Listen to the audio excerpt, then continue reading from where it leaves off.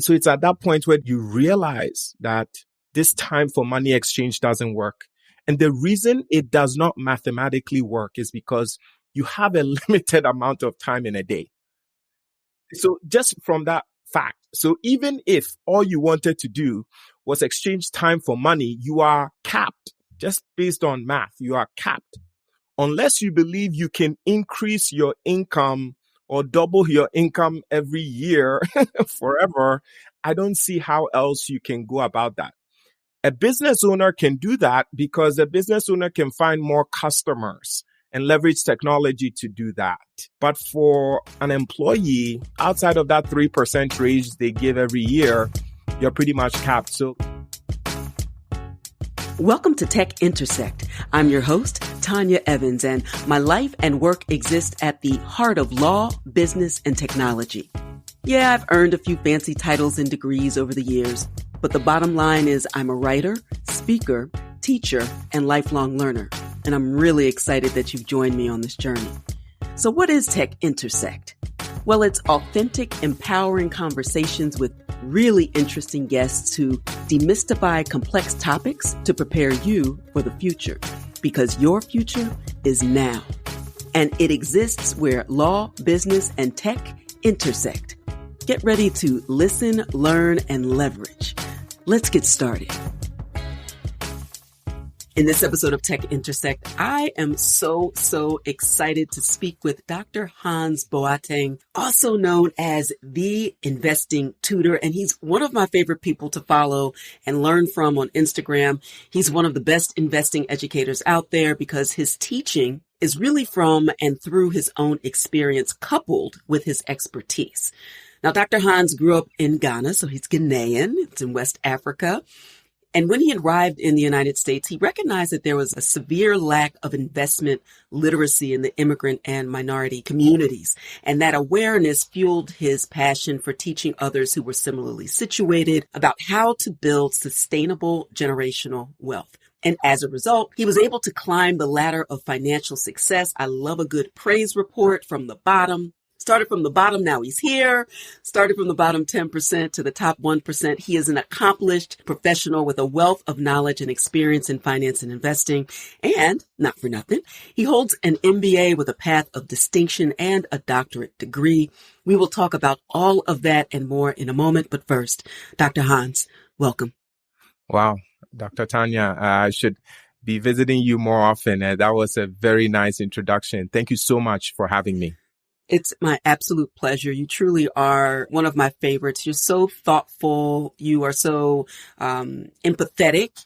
You are encouraging. You're clear, and you know your stuff. Because there are a lot of, we both speak a lot about crypto assets, generational wealth, financial freedom, and fiscal literacy. Mm-hmm. But there are a lot of people out there who are carnival barkers and taking advantage of people, not the least of which all of our imposters on the Instagrams. So, gosh, it's like, people, if someone is in your DMs right now saying hi, hello, or how you're doing, I promise you it is neither me nor Dr. Hans. We do not have time for this. We're not playing with you in your DMs. Like, that's not us. So please report and block, but that's a story for another day. Would you agree, Doctor? 100%. My gosh, they have no time. They just have to be right one of the time. We have to be vigilant all day, every day, and twice on Sunday. But anyway, we are recording this episode on March 20th, 2023. And wow, what a world. What a time in banking, financing, and the world. I envision that meme that's like a little poor, unfortunate dog in the middle of fire all around. And he's like saying it's fine. It's literally not fine. And I've seen some of your social media posts about this topic. What are your thoughts? How are you giving people comfort and clarity in this latest banking crisis? Yeah, it's fascinating. I was looking at my Instagram feed today, which I often don't do. And the reason was because I was like, wait, on March 8th, didn't I post something about how everyone is acting like everything is okay, but everything isn't? And a week later, banks start to blow up in the US, and when I say blow up, technically, from a financial standpoint, sure. I was just so shocked by that. The fact that I was trying to put out this word of caution to have individuals not just kind of sleepwalk through the world and to take this topic of money, finance, the economy, building wealth, having, financial resources serious. Because I see often that it's not something that most people do. It's so fascinating, Doc. When you think about it, every single day, especially during the week, most individuals are kind of going to a job and it's because they want to earn money, or they're running a business. It's because they want to earn money. But they don't understand what money is. They don't understand how it works. They don't understand how to build wealth. They are not even paying attention to the evolution of money from physical to digital, which is quite fascinating. Like, you commit a ton of your life's energy and resources to working for money, yet most people don't understand it. So I'm grateful for you for what you do. But to your question, how am I kind of helping individuals who follow me or individuals who are part of my community? Is always keeping them up to date with what's happening and allowing them to position themselves to benefit from whatever change is underway. Because there's a lot that's happening right now, but having access to the right information is crucial so that individuals can position themselves for success. I think that's really important because you and I spend all of our time looking not only at the headlines, but diving in underneath. And we bring a point of view and a perspective that maybe makes it a bit easier to unpack and to distill. For folks who are just out there every day, they're with their families, they're going back and forth from work, they're spending what time they can try and work out and eat and sleep and drink water and mind your business. Like, all of these things take time, right? Yeah. What also takes time is paying attention to your money as an asset, as a tool for freedom. And that really challenges people's mindsets. I just finished a mastermind with Myron Golden, and I am now in his mastery program. And he is working on me for sure. And one of the key lessons that I'd not really understood, even as a high income earning individual and now high net worth, but the idea of trading time for money and people getting caught in that cycle for one of many reasons. And I'll kind of pause on that because it's like a two-part thing. One, the idea of ever getting anywhere, even just with high income, it's sinking sand because it's taxed at such a high level and you literally have to show up. Don't work, don't eat. Mm-hmm. Right? Yeah. As opposed to the other vision that gets to sustainable wealth of me creating the assets that go and work harder than I do so that I can engage in peace and rest and play and community building, right? To like do the work that financial freedom affords. So to that first point, and it gets to what you originally said, this idea of trading time for money, people are getting caught in that cycle and that keeps your head down and not clear on what's going on. Yeah. And most people don't think about it that way, right? They don't really sit down to realize that, it is a trade, because how do you earn money? I like to say there are two ways to earn money. You can actively earn it, as you shared, by trading time for money, or someone has to give it to you. But other than that, the only other way to make or earn money is to multiply it. That's where you might see business owners be able to create a system where technology is multiplying their efforts, or they hire employees and then, that's how there's this multiplication. Or what I teach in my programs, like leveraging the stock market or different assets, if you will, to be able to grow or multiply your money. But for many of us, or most of us, especially immigrants, minorities, millennials, women, we aren't taught much about money. The only thing that we're taught is go get a job and preferably be a doctor, engineer, some kind of high. We covered that, doctors, right? We did. Our parents are pretty proud. They're proud. And we don't realize that it is putting us on the hamster wheel of time for money. And often, even when we transition into business, we do the exact same thing. So to your point, I realized myself that I was on that kind of hamster wheel, even with a business. And that's why I transitioned my business away from, I release a program, I sell it, to just having it's almost like a lifestyle, right? Mm-hmm. This concept of generational wealth. Well, if that's what I'm doing, then it should be, for me personally, the main core thing within which I circle my business around. And whether there's more people in this program or less, it doesn't necessarily change what I'm doing.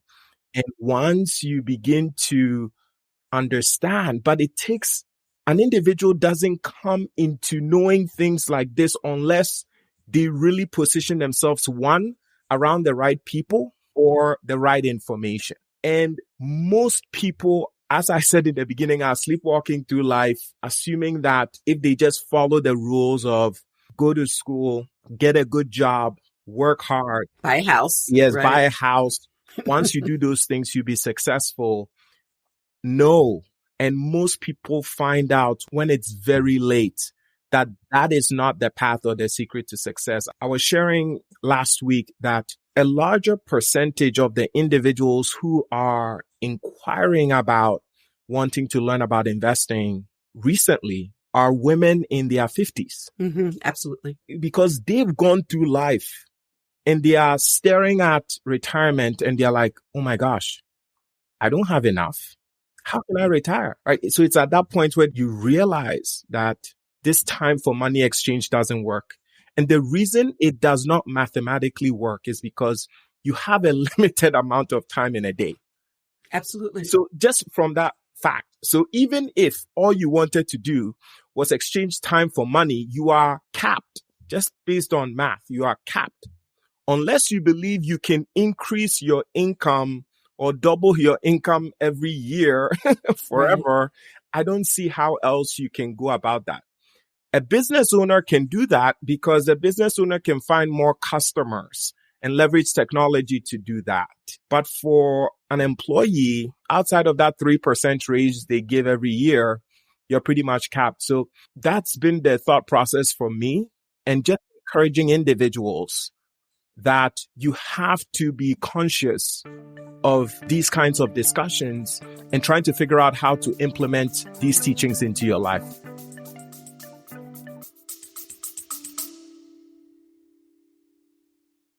You love listening to podcasts, but have you ever thought about starting your own podcast? Maybe you want to build a brand, grow your business, or are looking for an excuse to talk about your favorite hobby. Whatever your reason for making a podcast, Buzzsprout is the place to start. Since 2009, Buzzsprout has helped over 300,000 people launch their own podcasts. Buzzsprout walks you step by step through the whole process and will give you powerful tools to start, grow, and monetize your podcast. Ready to get started? Click the link in the show notes to get our free step-by-step guide to starting your podcast today.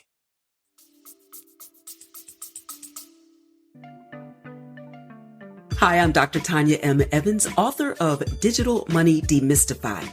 And I want to let you know that to stay on the leading edge of any opportunity, especially investing, you have to empower yourself with the tools and resources needed to keep your knowledge and skills current. And if you're relying on last year's information or even last month's, look, you're already behind. Sure, you can try to figure this out on your own at YouTube University. The problem is, it's difficult to separate fact from fiction with so many carnival barkers banking on your inexperience. And of course, there are the naysayers, usually from legacy finance, banking on your fear, while they quietly help their high net worth clients to invest. All of it muddies the waters when all you want to know is how to get in safely, legally, and confidently so you're not left behind. That's why I wrote Digital Money Demystified, where I take the top 10 crypto myths head on and give you well-researched, well-supported facts to empower you to make good choices out there in the new digital cash economy. As a law professor who developed the first blockchain crypto and law online certificate program, a retail and corporate crypto policy and education trainer, and a thought leader appearing regularly on national media, I've done the heavy lifting so you don't have to. Look, there are plenty of books and courses on which crypto assets to invest in. Digital Money Demystified is the book you read before you dive into those. So head to digitalmoneydemystified.com to learn more and prepare for the future of money and wealth today. Absolutely. You make such great points. I'll focus on this one first. The idea that particularly women in their 50s, I'm a woman of a certain age for sure. And one of the best things that I did for myself 6 years ago was begin to pivot. Now at the time I was an intrapreneur, right? That you're within an organization. I still am. I'm a full tenured professor at Penn State Dickinson Law. So the idea, I'm very entrepreneurial, but I was investing quite a bit of time where I was to reskill and to upskill to remain relevant. I wasn't clear in 2017, the beginning of 2018, what this magic internet money was, where it was, why we even needed it. It seemed like at the time, the almighty dollar was pretty mighty.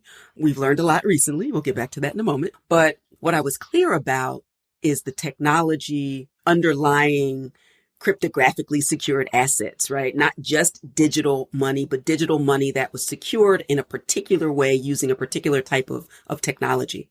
A type of technology that had been around for decades, coupled with peer-to-peer technology that had been around since the 90s. And this idea of consensus agreement, that technology had been around, and the internet, right? So Satoshi, whoever he, she, or they were, we don't know, thought enough of existing technology to repurpose it in a way to create something in a 9-page white paper that transformed the world.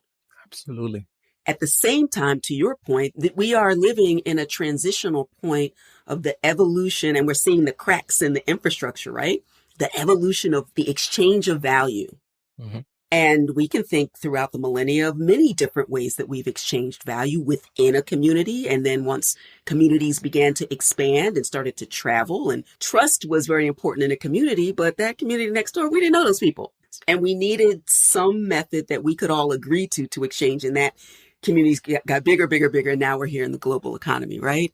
But if you miss that point and you think that America is all there is, the dollar is all there is, but you've never left your block or your state. Many people in the United States do not travel. Then they don't have a full appreciation for life outside of their time for money exchange in their circumstances, right? So final point, this quadrant of I don't know that I don't know, I think is being challenged and tested because on the 5 o'clock news, everybody had to come to grips with the fact that banks in the United States were failing. Yes. Because of a bank run, because of fractional representation of the money that we put in. Yes. Talk to us about how the system really works, because people always ask you, I'm sure, like me, what is Bitcoin backed by? It's like, what is the dollar backed by? Same thing, faith. Except now we have technology, but I've said enough. You go ahead. What do you think? Yeah. So to what you just said, what is the dollar backed by? The dollar is backed by the US government telling you that this is worth something, right? Most people don't even think about it that way, but that is really what it is. Some individuals who want to get more detailed or graphic would say it's backed by the US military, right? Absolutely.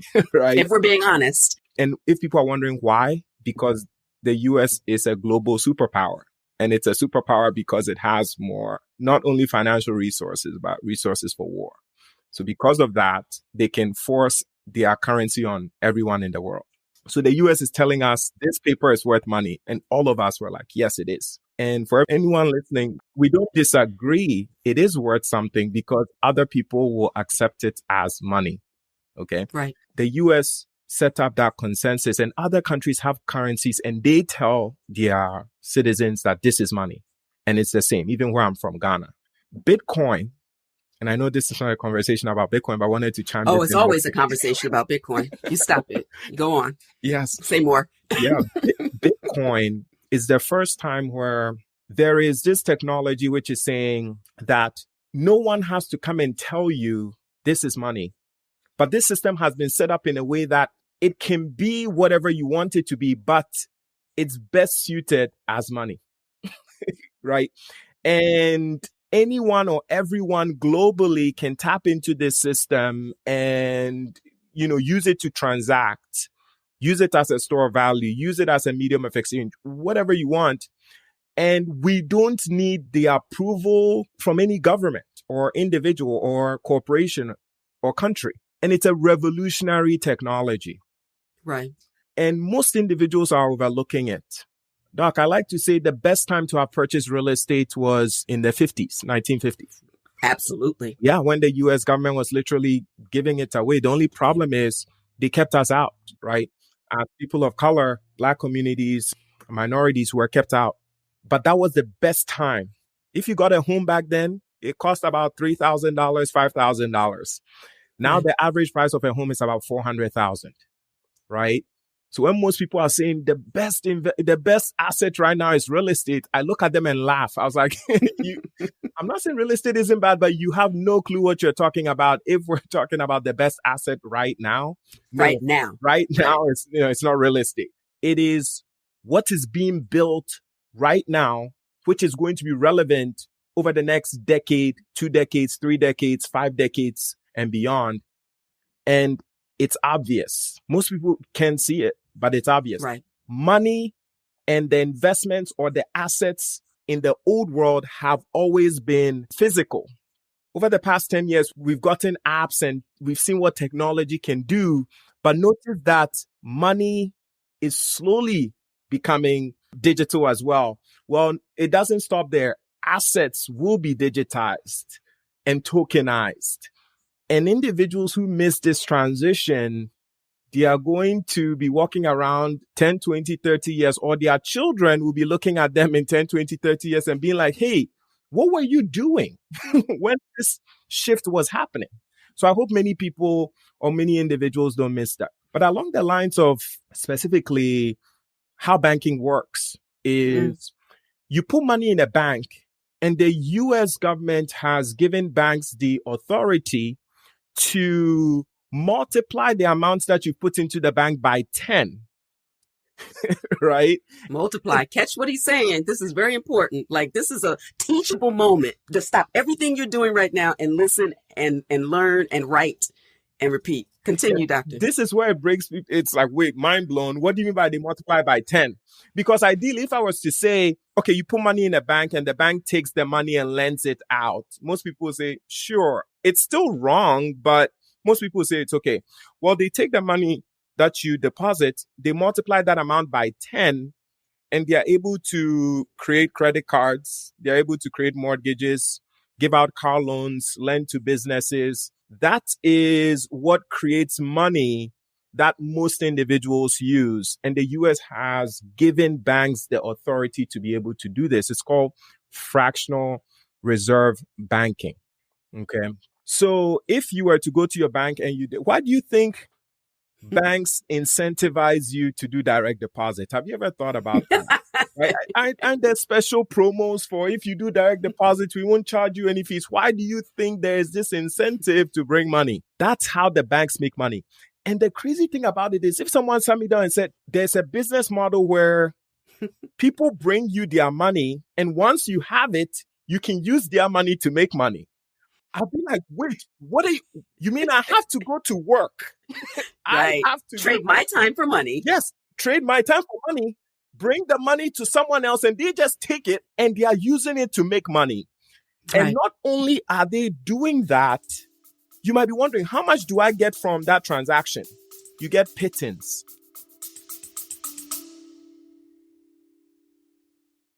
If you're an engineer or a scientist, you love Formula One, you love cycling, you love learning about how new technologies are changing the world around us, then I thought you may want to listen into my new podcast, the Neil Ashton Podcast.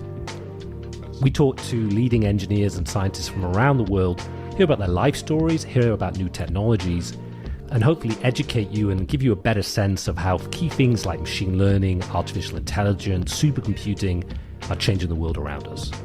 If that sounds like it's something you might like, you should come and have a listen. Pittance on pittance. Yes, like it puts the pit in pittance.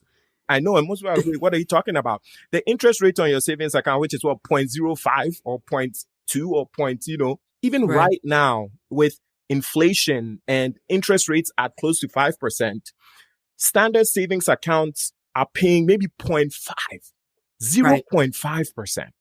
And you've got to have a lot of money in to see that. Yes. And you got to leave it there. You have to leave it there. You cannot touch it. So the system is, this is how the system works. So what that means is no bank in America can afford to have most depositors show up and say, I want my money. No bank. Even JP Morgan, Bank of America.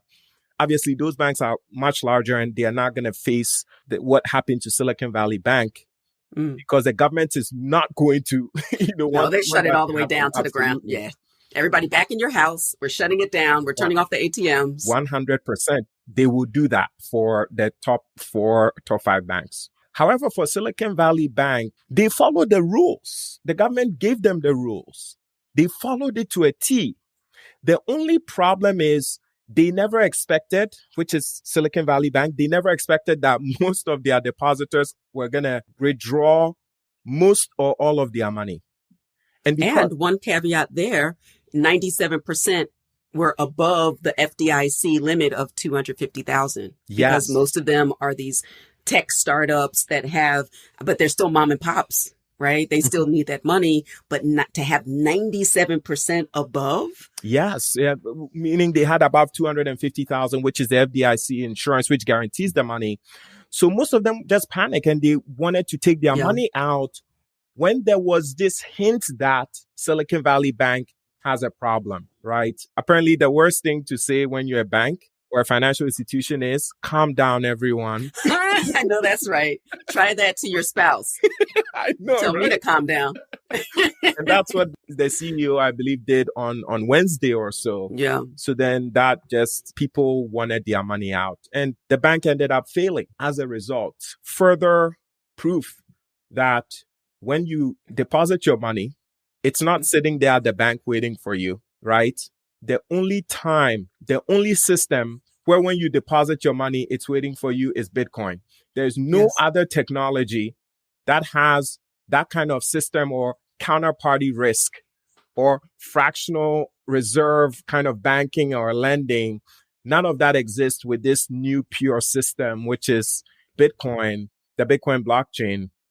And that is why some of us, with Dr. Tanya being one, we see this. We want to let our colleagues and community understand the importance of this. And we're not even telling you to take all of your assets and put it into this new system. No, but have some meaningful exposure, right? Have some exposure. If you are skeptical, what I say is, if you're skeptical, have 1%. Right. If you are skeptical, have 1%. If you're open-minded, have anywhere between 5 to 10%. That's what I say. If you are bullish, then you decide what percentage you want to put in, right? Right. Just lock down the whole China shop. For example, me, I was super bullish. I had almost 50% of my assets in crypto and Bitcoin. I'm not saying that's what people should do. Also, your risk tolerance is super important. Yeah, like I was saying, I had almost 50% in even before the recent pullback. And because I'm comfortable with my risk tolerance, it doesn't bother me. But someone else might not be able to tolerate that. But if an individual, let's say, had 5%, this recent pullback is going to be just very tiny. Right. A buying opportunity. Exactly. A buying opportunity, definitely. Or if someone was skeptical, but they just had 1%, that's very good. And the reason why I say 1% at the very least, or 5 to 10, is this. Bitcoin, or this crypto ecosystem, is ideally supposed to grow by anywhere between 10 to 100x on the low end, sometime over the next decade or 15 years. 10 to 100x. That's just the rough estimate. Not that it's guaranteed, that's the estimate.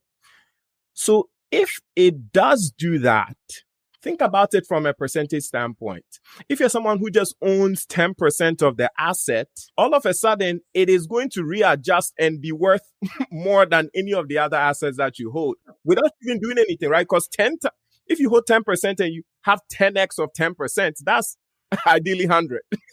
So if you had 1% as a skeptic, you're going to have 10% of your assets in Bitcoin or crypto when that 10x happens. But what if it's 100x?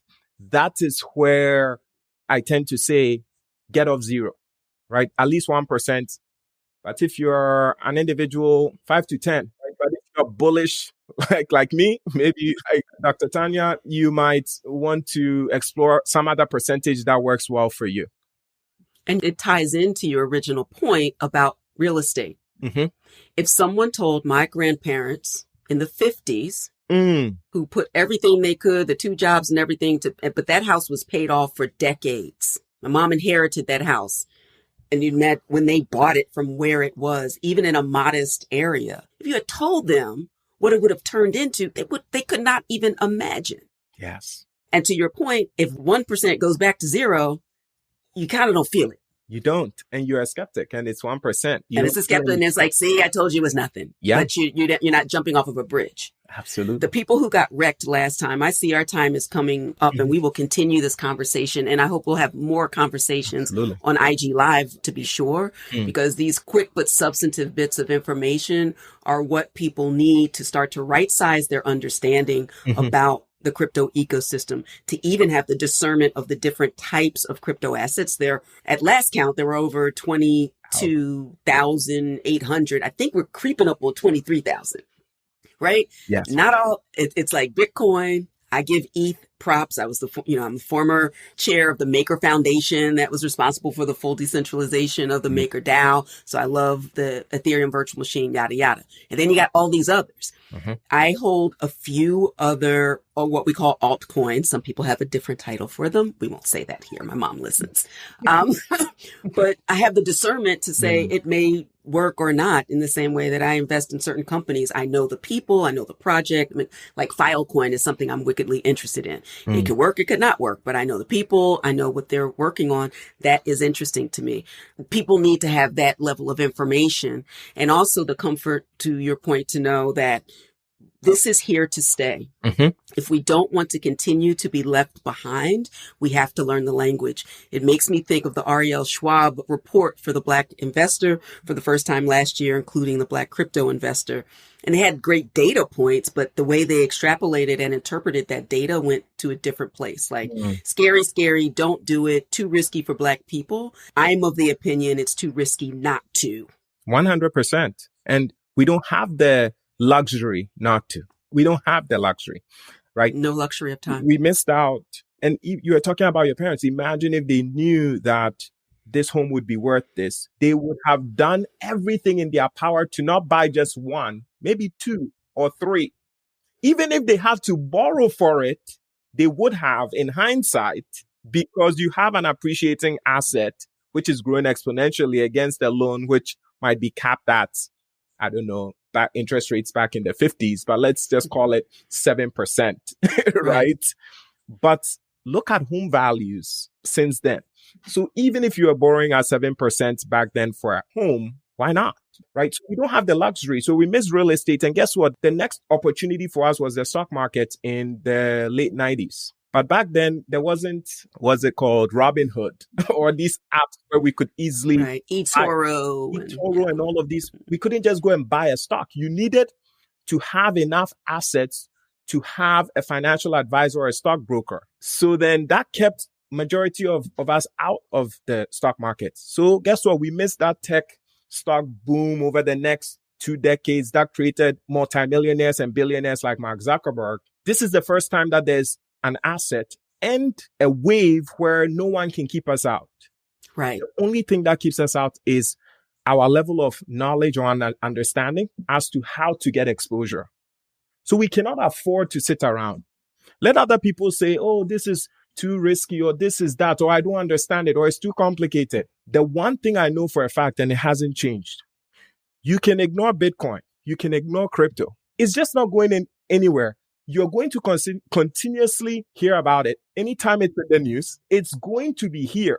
You can choose to ignore it and remove yourself from it, but it's there and it's doing its thing. And it is going to continue to evolve.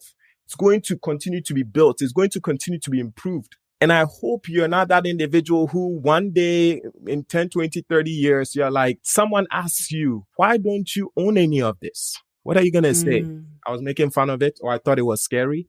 Get some exposure that you're comfortable with, or learn a little bit about it. Once you do, it's going to change your mindset. One last thing that I would say, I feel Bitcoin is an IQ test, right? And there's another saying, everyone buys Bitcoin at the price they deserve. And not only is Bitcoin an IQ test, it's a slow IQ test. So it's just there, it's giving you an opportunity to understand what it is. Yes. Just understand it. Because once you do, you just realize this makes sense. It is obvious. The only thing that, in my opinion, can stop Bitcoin is if the US government is like, you know what? We will not let this technology succeed. That is, to me personally, the biggest threat. But that is very un-American. So the likelihood of that, I think, is very low. And also, the US government has started to tax crypto, meaning they have exposure. They want this to be successful because then they get a percentage of the action. Absolutely. A final point. We're going to get you out of here so that you can go back to your beautiful family and your freedom life. The idea that you can stop a decentralized technology is ridiculous. And they learned that from peer-to-peer technology, where the entertainment industry was like, no, kill it. Until they can figure out. And then Apple went to iTunes and most people didn't want to be sued. Well, it wasn't even about being sued, but they sued everyone from 7-year-olds to 90-year-olds, right? It's terrible press, even when you win on a copyright claim. And they realized we just have to get comfortable with this technology and provide an alternative, right? But that didn't kill peer-to-peer technology. The Napsters and the Groksters kind of went away, but we still have BitTorrent. You can't kill this technology. Mm-hmm. And it reminds me of like pushing or failing to realize the importance of semiconductor chips until we're in the middle of a crisis and we can't get any. And then we can't sell any cars here in the United States because it needs one piece that we didn't invest in. Are we going to do that again? Are we replicating that again? Which is why I was testifying recently on the Hill for the House Financial Services Subcommittee on Digital Assets. And that was my point. So let's do this. We have much, much more to talk about. We're going to do some IG Live. So you all like this conversation. You're going to love us on IG. Check our mutual pages. I'm at IP Prof Evans. And Dr. Hans, tell listeners how they can learn more about you and your work. And I will also include that in the show notes. Yes, it's been great being here. You all can find me on Instagram at the Investing Tutor. So at the Investing Tutor, or you can just search Dr. Hans, DRHANS. In terms of my work, as I was sharing, I have created pretty much what I call the ultimate subscription service for the dedicated and committed wealth builder. So for someone who just wants to stay in the loop of what's happening from a financial standpoint, or for someone who just wants to learn, how do I invest?